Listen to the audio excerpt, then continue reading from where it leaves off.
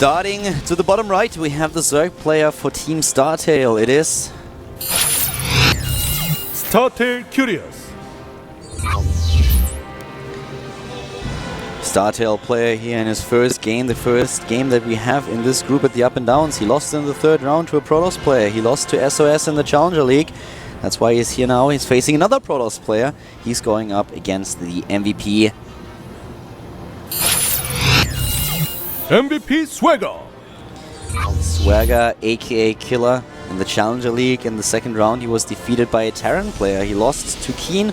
That's how he ended up in the Up&Down group today. Yeah. You know, Swagger is such an interesting player. He's been around for a long time in StarCraft 2. Known as Songho, that's his real name, his first name, and he uses that, of course, used that as his ID in Brood War. So that's what he's known for those old fans. But in StarCraft 2, he switched over very early, and he was one of the best players in the early stages of StarCraft 2. And now he's trying to prove that he still is. He wants to go to the Premier League, the highest level Premier League that we have in the entire world here in Korea. And currently, if you look at the win ratio that we have for the both of them, it's actually more of an accomplishment thing. We talked about this in the past. But as it happens, those two raids are not really... well, let's talk a little bit about the real win ratios in this matchup for both players now that we are heading into the group and talking about a few statistics. Curious, of course, especially in Wings of Liberty, was a beast in this matchup. But now in Heart of the Swarm, he's struggling a lot. He played 16 maps against against Protoss, and he lost 11 of them. That leaves him with a 31% win ratio. Not really the best. It's a very shaky matchup for him, and it kind of reflects what we see in Korea in general. In ZVP in Korea, Protoss has a 60% win ratio in the last few months. The Protoss has been dominating this matchup a little bit. Zerg apparently struggling to really figuring out the metagame here. Yeah. And, well, when you look at Swagger, and in Protoss versus Zerg, he played 11 maps and he won 5 of them. So him as well, with a negative win ratio, is only at 45%. Not the best two players in these matchups, but that sometimes makes for the best matches. Yeah, you're absolutely right. You can make some crazy games come out. What I like about Killer's play here is he's taking some risks, but it's the first game in his entire group, and he's not scouting with his probe. He doesn't send it out at all, and this gives him a faster Nexus. He goes Nexus first and then Forge, and he has it a little bit faster because he didn't lose the mine time with that probe. So his build over here is really optimized. A response, of course, by Curious is to take the fast third base as you would expect with no gas. Yeah. Roughly around 4 minutes, we have that third base, and this is just really, really standard. This is a build that has been around since Wings of Liberty, when not a lot of changes. One of the most important changes right now, of course, is that Mothership core, but the initial build timings are pretty much the same. The Ling still trying to go in there, and yep, only one hit so far, so double Ling gets into the main base, and that's already a really nice touch here for Curious. It's not going to mean the world, he's not going to kill any probes, at least he should not, but at least he gets the scouting information and is able to annoy Swagger a little bit. You know, this is a great map to try to sneak in on. He does end up killing one of those well, no, 1 hit point left. He should be able to finish it off. Well, oh wow. Really nice micro here by Killer. Yeah, Swagger really wants to hold on to that probe. And he gets it into the main base, so that probe for now is really safe, should not go down later on either. And, well, with the Zealot out already, the only thing that the Zergling can do is try to get maybe a little bit of an idea what exactly is going to happen. Well, this Ling just continuing to bounce around here. Finally, well, when the Mothership core gets out, it's all going to be over, but this is a great map to do this on because the ramp is so wide, it's almost impossible for a Protoss player to make sure that no Lings get inside. And there comes that Mothership core. We have a pretty easy, pretty normal timing for the gases here for Curious, by the way. Playing it very standard. If you're up against the Forge opening, taking the gases at the 6-minute mark is very normal. Oh no, Swagger. But what Swagger is doing is not so normal. He's actually going into 7 gates right off the bat here. Massive aggression against Curious. And let's see how Curious is actually playing against this. Because so far, he doesn't know about that. The Overlord did not spot it, if I'm not mistaken. Yeah, he didn't see. He's actually seeing it to the natural now. He sends the Overlord that's going towards the main base in, but he's going to see this very late. It takes forever for that Overlord to actually cross across the base. He's making Lings right now. 4 pylons coming up. He is really committing, but the probe is found, and that could be game if he loses it. If he loses that probe, it could be game.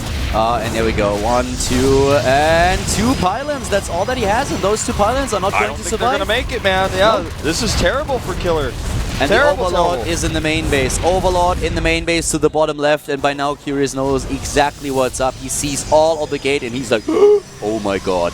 Roach Warren already halfway done. Speed on the way. The next probe is out, dropping the first few pylons. But things are looking pretty grim for Swagger. If he would have been able... His pylons again. Oh, no, no, no. If he would have actually been able to hide that build, it would have been brilliant for him. But at this point, it's looking really difficult for him to go through. It would not even be shocking if he just typed GG right now. He's going to try for it, of course. But I mean, the position he's in right now could not be worse. He's had to spend probably about 400 minerals alone on all the cancels the pylons. He lost one of his pylons without a cancel. He has gates he can't use. He has zealots that have to turn around. The roaches are already out. It's not even that they're in production. The roaches are out on the map. The creep spread between the natural and the third is already good, so that will help him as well. The Zerglings are delaying this attack even further.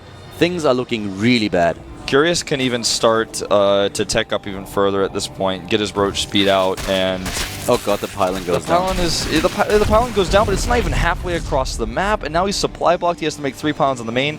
No transition whatsoever from Swagger. He's getting 2 pylons at the front, so that at least will give him warp in point, but he's already losing even more time. So many roaches on the map. The supply alone, this is 110 supply against 67. Here come those Speed warp is done like this is horrible. This is like watching an accident about to happen. Yeah, that's the best way to put it. He's got enough roaches to hold here. He's got 19 roaches versus 14 zealots and 7 stalkers. Yeah, Mothership Core is going to help out, but he's going to have to fight on creep.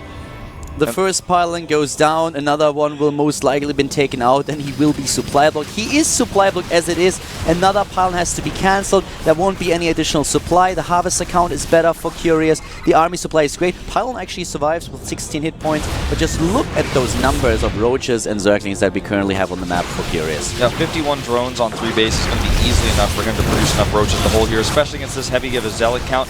Swagger's going to try to push through. The time warps are really good, but there's just so many roaches and so many more on the way. There come a lot of warp-ins, but the reinforcements are already on the way, and the injects so far, they were great. The Lings are immediately going to town, taking down those stalkers. The roaches are pushing through, and Swagger still has a few units left over, but they're just way too few. Way too few. The roaches pushing through here. The zealots trying to get some hits in the bag. And Curious will be pushed back for a few seconds. But with the queens coming, it's just too much. It's not only about the roaches that you see right here, it's about the roaches that are currently being built. The next wave that is going to move in just a few seconds. The overlords, of course, they have no business there, but they won't be exposed. There won't be a supply block. That would have been the only chance where Swagger could have maybe overwhelmed Curious. It couldn't have produced any reinforcements. But with those numbers, there's just no way anymore. 50 supply, below 50 against 100, 3 base against 2, and no tech whatsoever for Swagger. This is just a matter of time. Yep. This is just one of those disaster builds where everything goes wrong. You know, you get scouted, your pylons, every single one of them get taken out. Curious played safe. He's really good at playing the safe Zerg versus Protoss. GG.